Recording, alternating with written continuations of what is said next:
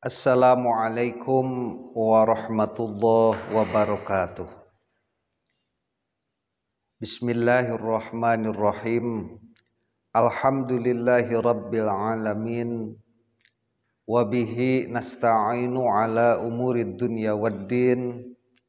Wassalatu wassalamu ala ashrafil anbiya'i wal mursalin. Sayyidina wa maulana Muhammadin wa ala alihi wa sahbihi ajma'in, amma ba'du.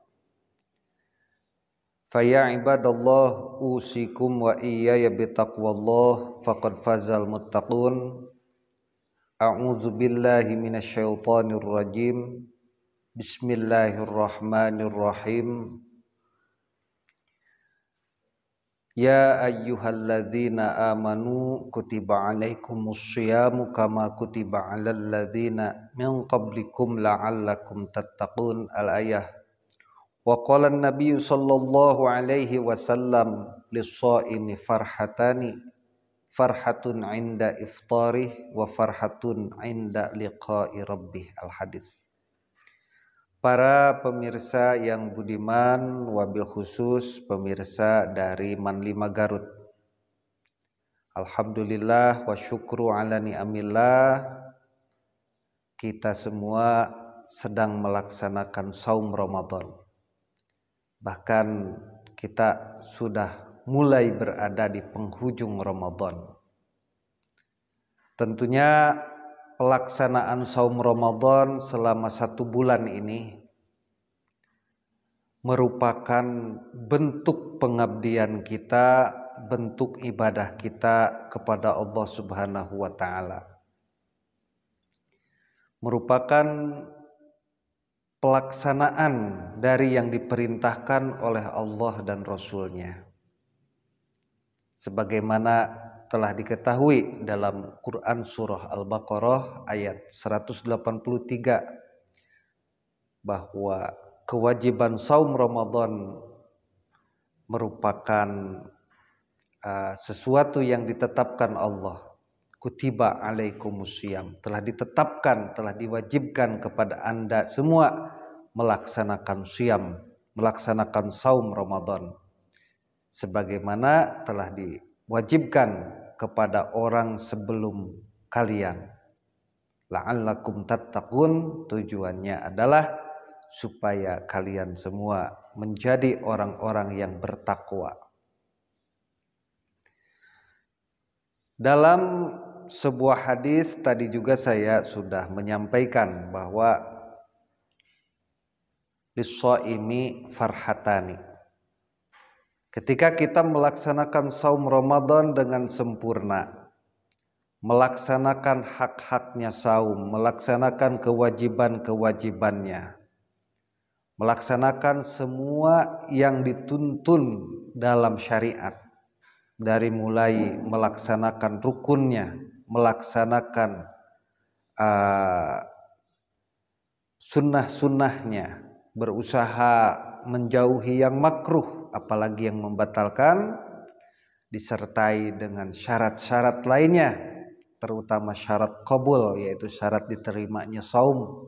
Seperti kita melaksanakan saum itu ya dengan ikhlas, maka orang tersebut dijanjikan mendapatkan kebahagiaan. Kebahagiaan yang dimaksud dalam hadis pertama, farhatun inda iftarihi. Ketika seseorang melaksanakan puasa, melaksanakan saum dari terbit fajar shadiq sampai terbenam matahari, diberi kebahagiaan ketika berbuka. Nah, kebahagiaan berbuka itu sebetulnya masalah rasa ya. Kalau bahagia itu masalah rasa. Berbeda orang yang tidak saum karena tidak ada uzur misalnya. Orang yang sengaja batal saum dengan orang yang benar-benar melaksanakan saum ketika berbuka, maka berbeda rasanya. Rasa berbuka bagi yang bersaum, berpuasa, ada kebahagiaan tersendiri. Bahkan di sana sebagaimana telah disampaikan oleh banyak pemateri, di saat berbuka itu selain kebahagiaan dijamin juga merupakan saah mustajabah untuk berdoa. Di dalam sebuah riwayat di antara saah mustajab itu lis-shaimi bagi orang yang berpuasa hina yuftiru, yaitu ketika dia sedang berbuka. Wa farhatun inda liqa'i rabbih, yang kedua kebahagiaan ketika bertemu dengan Rabbnya, bertemu dengan Tuhannya.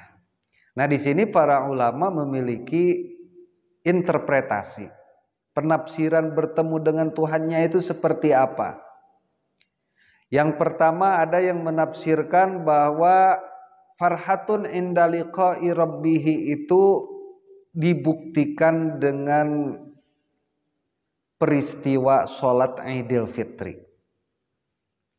Jadi sholat Idul Fitri adalah kebahagiaan orang-orang yang berpuasa, dan merupakan salah satu penafsiran bahwa itu yang dimaksud farhatun inda liqa'i rabbih. Coba saja ketika kita selesai saum Ramadan selama 1 bulan, disunahkan pada malam harinya itu ketika telah terbenam matahari untuk memperbanyak takbir misalnya, melakukan amal-amal soleh, banyak sedekah, bahkan diwajibkan, merupakan waqtal wujub, waktu wajib mengeluarkan zakat fitrah. Itu berjalan sampai sebelum pelaksanaan sholat Idul Fitri. Lalu umat Islam berbondong-bondong datang ke masjid untuk takbiran, dan setelah itu melaksanakan sholat Idul Fitri.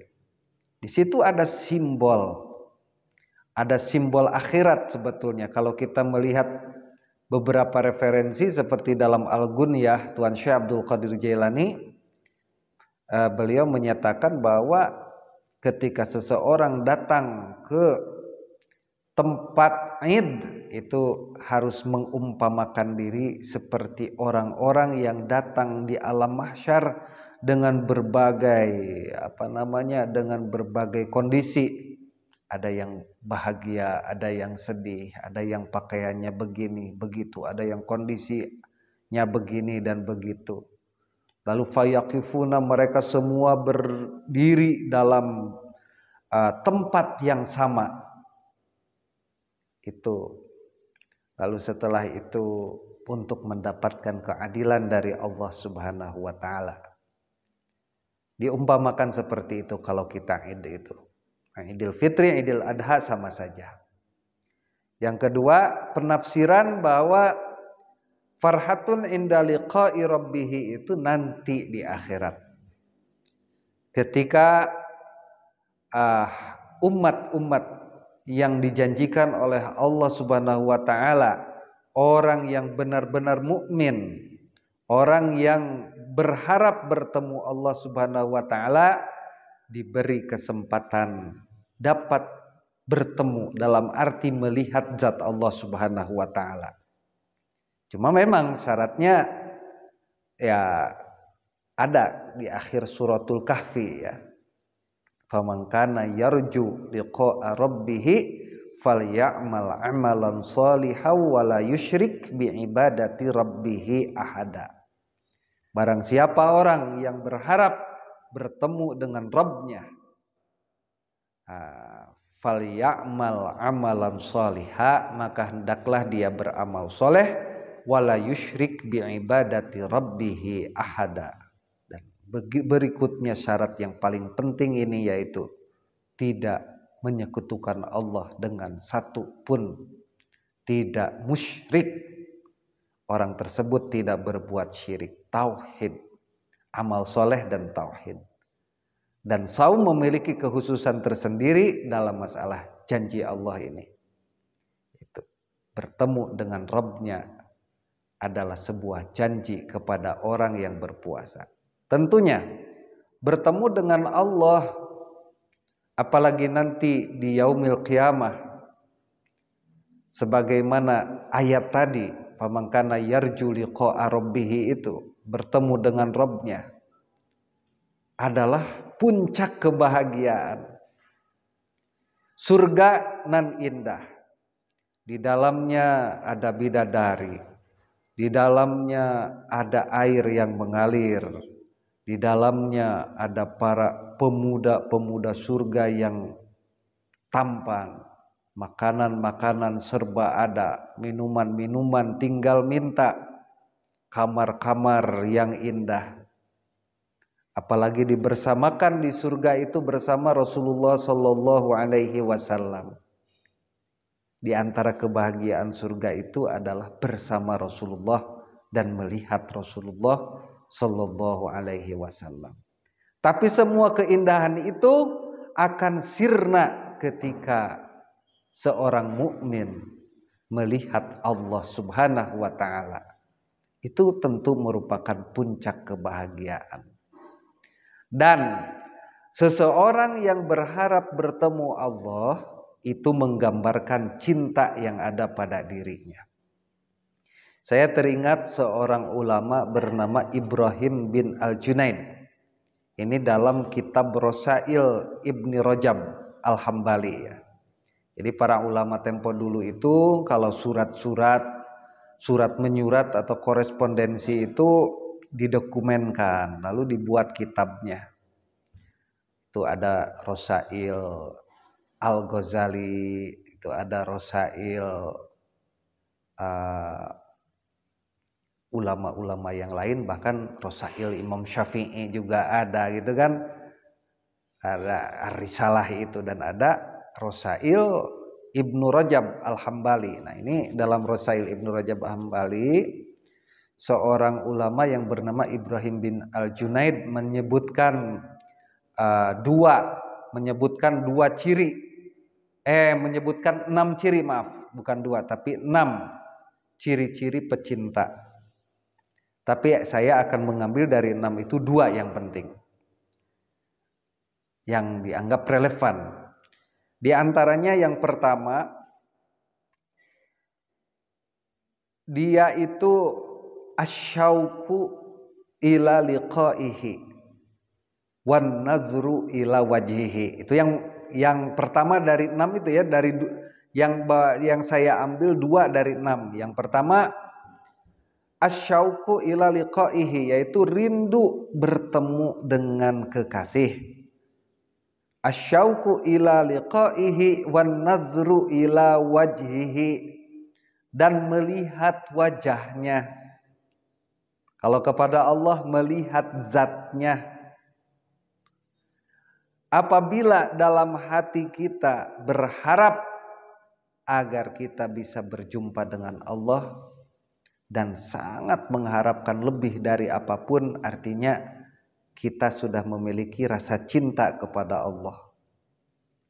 Dan yang kedua, karena ini hubungannya dengan masalah cinta kepada Allah, adalah ittiba'ur Rasul sallallahu alaihi wasallam. Ittiba', mengikuti segala sesuatu yang dituntun oleh Rasulullah sallallahu alaihi wasallam. Sebagaimana dalam ayat Al-Qur'an, a'udzubillahi minasyaitonirrajim, qul in kuntum tuhibbunallaha fattabi'uni. Katakanlah wahai Muhammad kepada mereka, jika kalian benar-benar mencintai Allah, fattabi'uni, ikut sama saya, ikut kepada saya sebagai Rasul. Dengan demikian yuhibbukumullahu wa yaghfir lakum dzunubakum, Allah mencintai kalian dan dosa pun diampuni. Nah, itulah sebetulnya kita melakukan saum, berlapar-lapar di siang hari, kemudian kita semua melaksanakan berbagai pelaksanaan ibadah. Semoga semua ini adalah perwujudan rasa cinta kita kepada Allah Subhanahu wa taala. Karena kita percaya, kita meyakini bahwa akhir dari sebuah penderitaan adalah kebahagiaan jika kita mau bersabar menjalaninya. Terakhir, kita pun harus saling meminta maaf gitu ya, saling meminta maaf ketika akan mengakhiri saum Ramadan. Mudah-mudahan kita bisa saling memaafkan. Selama kami memberikan materi, selama kami memberikan bahasan tentang saum Ramadan, tentunya banyak salah dan khilaf, banyak kesalahan, banyak kealpaan yang perlu dibenahi dan diperbaiki ke depannya. Semoga kita semua diterima amal ibadah. Taqabbalallahu minna wa minkum syiyamana wa syiyamakum. Demikian, semoga bermanfaat. Wallahul muwaffiq ila aqwamit thoriq. Wassalamualaikum warahmatullahi wabarakatuh.